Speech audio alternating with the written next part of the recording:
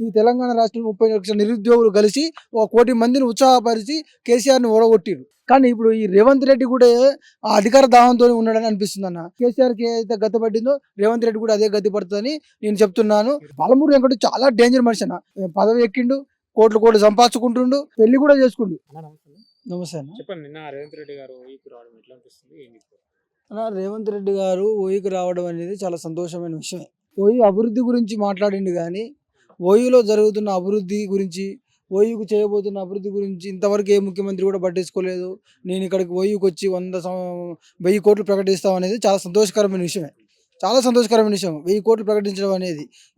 కానీ దాన్ని ఇప్పుడు దానికి ఒక కమిటీ చేసి ఆ కమిటీ ప్రకారం అమలు చేసి ఇప్పుడు దానికి సంబంధించిన వాళ్ళు వీసీ కానీ దాని పెద్ద పెద్ద ఐఏఎస్ వాళ్ళు ఎవరు తినకుండా దానికి దేనికి ఎంత బడ్జెట్ ప్రకటిస్తారు ఎంత అనేది ఒక క్రమ పద్ధతిగా ఖర్చు పెట్టి పిల్లల భోజనానికి కానీ అన్నిటికీ ఉపయోగపడే విధంగా చేస్తే బాగుంటుంది అనేది దాన్ని పక్కదారి పట్టేయకుండా ఆ 1000 కోట్లని ఒక పద్ధతి ప్రకారం ఖర్చు పెడితే మంచిదని నేను అనుకుంటున్నా. కాకపోతే ఉస్మానియా ఇప్పుడు ఇక్కడికి రావడంతో మేము అనుకున్నాం 1000 కళ్ళతో ఎదురు చూసినామన్న. మా నిరుద్యోగులకు ఏదన్నా ఒక మాట చెప్తాడు, చిన్న మాట చెప్పి మమ్మల్ని సంతోషపరుస్తారని అనుకున్నాం. కానీ మా నిరుద్యోగుల గురించి ఒక మాట మాట్లాడుకోవడం ఇక్కడ ఈ రాష్ట్రంలో ఉన్న నిరుద్యోగులంతా చాలా బాధపడుతారు. దాదాపు 30 లక్షల నిరుద్యోగులు ఉంటారు ఈ తెలంగాణ రాష్ట్రంలో. ఈ తెలంగాణ రాష్ట్రంలో 30 లక్షల నిరుద్యోగులు కలిసి ఒక 1,00,00,000 మందిని ఉత్సాహపరిచి కేసీఆర్‌ని ఓడగొట్టిర్రు. ఎందుకంటే జాబ్ విషయంలో కేసీఆర్ చాలా పెద్ద తప్పు చేసిండు. నోటిఫికేషన్లు ఇచ్చి గ్రూప్ 1, గ్రూప్ 2 పోస్ట్ పోన్ చేయడం, డిఎస్సీలు 5,000 పోస్టులతో మెగా డిఎస్సీ వేస్తారని అసెంబ్లీలో చెప్పి మళ్ళీ 5,000 పోస్టులు రిలీజ్ చేయడం, మా నిరుద్యోగుల గురించి పట్టించుకోకపోవడం, అధికార దాహంతో నన్ను ఎవరు ఏం చేయలేరని నా వెనక 100 మంది ఎమ్మెల్యేలు ఉన్నారనుకుని అధికార దాహంతో నిర్ణయిగిండు కేసీఆర్ 10 సంవత్సరాల కాలంలో. ఆ నిర్ణయిగిన కేసీఆర్నే నిరుద్యోగులు తలుచుకొని గద్దె దించడం జరిగింది. కానీ ఇప్పుడు ఈ రేవంత్ రెడ్డి కూడా ఆ అధికార దాహంతో ఉన్నాడని అనిపిస్తుందన్న. ఎందుకంటే మా నిరుద్యోగుల గురించి ఏ మాత్రం కూడా పట్టించుకోకుండా ఒక మాట చెప్పకుండా పోయడం అనేది చాలా బాధాకరమైన విషయం. మా నిరుద్యోగులకు ఉద్యోగాలు వేస్తామని సంవత్సరాల కాలంలో 2 లక్షల ఉద్యోగాలు నింపుతామని చెప్పిండు. కానీ ఇంతవరకు ఒక నోటిఫికేషన్ కేసీఆర్ వేసిన పోస్టులకే ఆయన ఎగ్జామ్ పెట్టి సర్టిఫికేట్ జాబులు ఇవ్వడం జరిగింది. ఇప్పుడు 60,000 మంది జాబ్ చేశారు. చాలా సంతోషమైన విషయమే.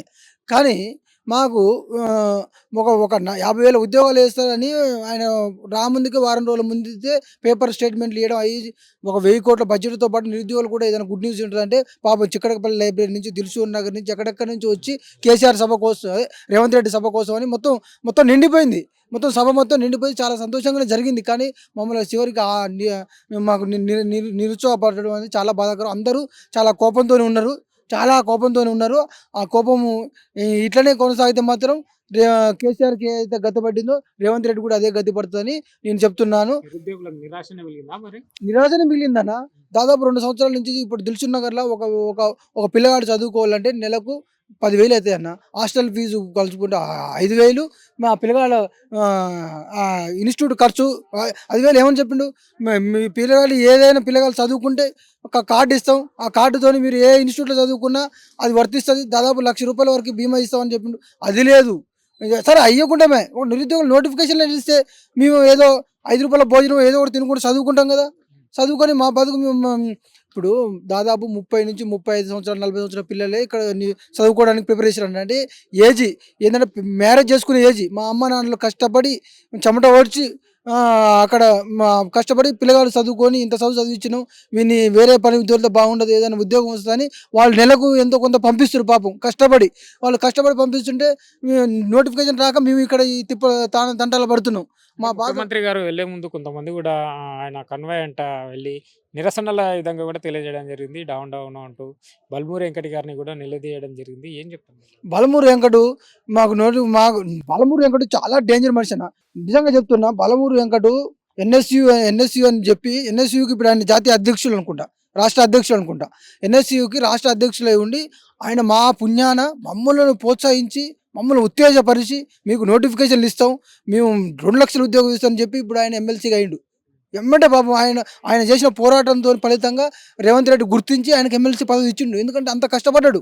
మమ్మల్ని బాగా ఉత్తేజించి మమ్మల్ని వాడుకున్నాడు. మామూలు వాడుకోలేదు, ఒక విధంగా వాడుకుండు. ఎట్లా అంటే మేము ఆయన బాగా నమ్మి కేసీఆర్ని ఓడగొట్టడంలో మీరు ఈ పని చేయాలి, ఇట్లా చేయాలి అని మాకు చుట్టూ తిరిగిండు ఆయన. అన్ని లైబ్రరీల చుట్టూ తిరిగిండు, చిక్కడపల్లి లైబ్రరీ చుట్టూ తిరిగిండు, ఇక్కడ దిల్సుఖ్నగర్లో తిరిగిండు, ఇక్కడ మాకు ఉస్మాన్ యూనివర్సిటీకి చాలా సార్లు విజిట్ చేయడం జరిగింది. అక్కడ ఎక్కడెక్కడో తిరిగి మమ్మల్ని బాగా ఉచ్చేసం చేసి మీకు వెంటనే రాగానే మీకు ఎమ్మటే 2 లక్షల ఉద్యోగాలు సంవత్సర కాలంలో నింపుతాం, మీకు కాంగ్రెస్ పార్టీ మోసం చేయదని చెప్పిండు. కానీ ఇప్పుడు ఆయన జాబ్ ఆయన పదవి ఎక్కిండు, కోట్లు సంపాదించుకుంటుండు, పెళ్లి కూడా చేసుకుంటూ మంచిగా ఇప్పుడు సుఖంగా ఉండు. కానీ మన నిరుద్యోగులు మాత్రం ఏమాత్రం పట్టించుకోవట్లే. అసలు ఘోరం. మనం చేస్తే ఉద్యోగాలు వేస్తామండి, త్వరలో వేస్తాం, సెప్టెంబర్ గుడ్ న్యూస్ వస్తుంది, డిసెంబర్ 15న గుడ్ న్యూస్ వస్తుందని అంటుండు. మరి ఏ వరకు నిజం అనేది తెలియదు. ఏంటంటే మేము గొడవ చేస్తున్నామని అట్లా చెప్పిపోయిండు. మరి అది ఏ వరకు అనేది నిజం తెలియదు అన్న.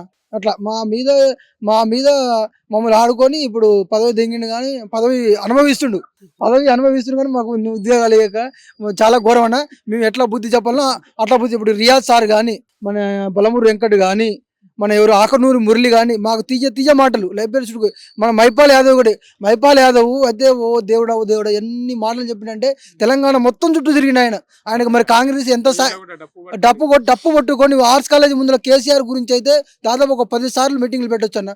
డప్పు కొట్టి మరి ఏది మన మెగా కృష్ణారెడ్డి అని ఏదో కాళేశ్వరం ప్రాజెక్టుకి 1,00,00,000 కోట్లు బడ్జెట్ పెట్టి 1,00,00,000 కోట్లు కట్టించారు, కానీ నిరుద్యోగులు నిండుగా ముంచిండని సెక్రటేరియట్ గురించి అని చాలా విధాలుగా మైపాల్ యాదవ్ చాలా ఘోరంగా చెప్పిండు. ఇప్పుడు ఈ మైపాల్ యాదవ్ ఎటుపోయిందో అర్థం కావట్లేదు. మరి కాంగ్రెస్ ఎన్ని లక్షలు ఇచ్చింది, ఎన్ని కోట్లు ఇచ్చిందో మైపాల్ యాదవ్కి మాకు తెలియదు. కానీ పూర్తిగా మా నిరుద్యోగులకు అన్యాయం. మైపాల్ యాదవ్ ఇప్పుడు ఏ విధంగా మా గురించి పట్టించుకోవట్లేదు. ఆయన సంపాదన ఆయన ఏమంటారు, రాజగోపాల్ రెడ్డికి మంత్రి పదవి రావాలంటాడు. మళ్ళీ రాజగోపాల్ రెడ్డికి మంత్రి పదవి రావాలని దాదాపు 2-3 నెలల నుంచి పోరాటం చేస్తుండు, మీటింగ్లలో ఇస్తుండు. ఆయన పోరాట ఫలితంగా రాజగోపాల్ రెడ్డి త్వరలో మంత్రి పదవి రాబోతుంది. కానీ మరి నిరుద్యోగుల గురించి ఎందుకు పట్టించుకోవట్లేదు మైపాల్ యాదవ్? మైపాల్ యాదవ్ చాలా చాలా అంటే చాలా తెలివికలుడన. ఒక TV9, ఒక NTV, అంటే ఆ లెవెల్లో ఉన్న తెలివి, అంత తెలివి ఉంది ఆయనకు మైపాల్ యాదవ్. ఎంత అంటే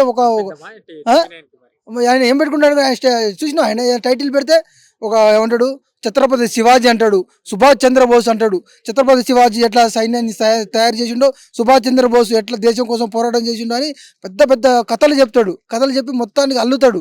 అల్లి మమ్మల్ని బాగా ప్రోత్సహించి కేసీఆర్ గురించి మొత్తం రివర్స్ చెప్పిండు. వాళ్ళ కుటుంబమే 1,00,00,000 కోట్లు తిన్నది, ఇది తిన్నది అని చెప్పిండు. మమ్మల్ని ప్రోత్సహించిండు. మేము కూడా ఆయన మాటలు నమ్మి కాంగ్రెస్కి ఓటేసినాం. కానీ ఇప్పుడు ఆయన మా నిరుద్యోగుల గురించి పట్టించుకోవట్లేదు, ఏం చేయట్లేదు. ఆయన పోరాట ఫలితంగానే మెగా డిఎస్సి మాత్రం వచ్చిందన్న. 5,000 పోస్టులతో 11,000 పోస్టులు మెగా డిఎస్సి రావడం జరిగింది. కానీ ఇప్పుడు మాత్రం మాకు అసలు పోస్టులు జాబులు లేవు, ఏం లేవు. ఇప్పుడు 25,000 ఖాళీల పోస్టులు డిఎస్సి ఖాళీలు ఉన్నాయి అంటారు అన్న. జాబులు లేవు, ఏం లేవు. మళ్ళీ ఇప్పుడు జూబ్లీ సెలక్షన్లో కూడా ఆయన మన నిరుద్యోగుల కోసం పోరాటం చేయాలిగా. నిరుద్యోగుల కోసం పోరాటం చేయకుండా ఆయన ఆయన కూడా యాదవే, నవీన్ యాదవే. మరి ఆయన ఎంత ఇచ్చిండో, మరి ఆయన గెలిపించిండు, 25,000 మెజార్టీతో గెలిపించిండు. అంటే ఏ విధంగా మన దమ్ముంది నవీన్ యాదవ్, ఏ విధంగా కష్టపడుతుండో మైపాల్ యాదవ్ అని అర్థం చేసుకోవచ్చు. ఆయన మరి డబ్బుల కోసం పనిచేస్తున్నారు, లేకపోతే ఆయన ఛానల్ని ఇంప్రూవ్ చేయడం కోసం చేస్తున్నారు అనేది నిరుద్యోగులు మరి ఆశ పెట్టుకొని మమ్మల్ని బాగా వాడుకొని ఇప్పుడు ఈ విధంగా మమ్మల్ని మోసం చేసిన మా గురించి ఏ విధంగా మాట్లాడపడట్లేదు. మైపాల్ యాదవ్ కూడా మేము హెచ్చరిస్తున్నాం, ఈ విధంగా చేయడం తప్పు అని అనుకుంటున్నాం అన్న.